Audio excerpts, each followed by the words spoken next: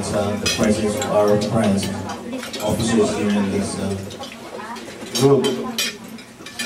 We have a lot to acknowledge from the consulate, Philippine consulate. We have Consul Craig Santos.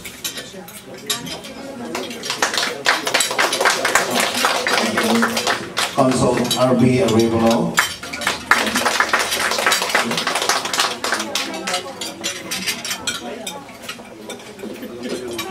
Consul Antonio Morales. Mr. John Joe.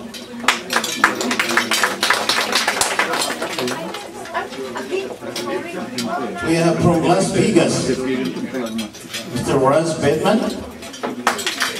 Welcome to Philly Iteves. This is from Bugalion, Pangasinan. They're from Las Vegas. Welcome. Dr. Rick Leon. Larry Ursua.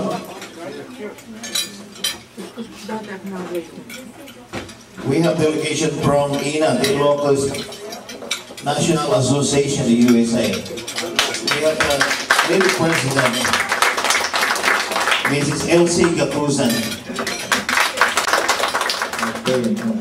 And so the Filipino and our nation was born out of sacrifice and struggle and pain. The same way that you of the UPA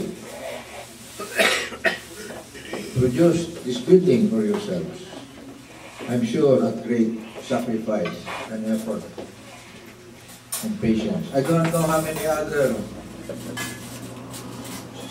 provincial associations in the US like Pangasinan have produced their own building.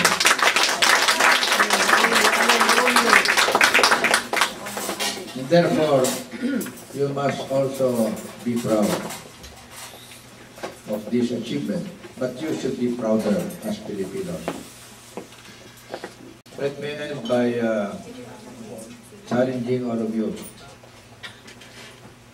to continue doing your good work, especially in regard to the education of the young people. You are correct.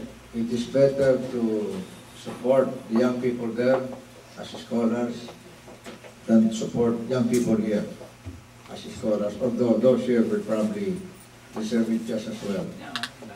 But for every dollar you spend in supporting or subsidizing the education of a young person here, maybe that same $1 will be good for maybe 5 over there in terms of the cost of education.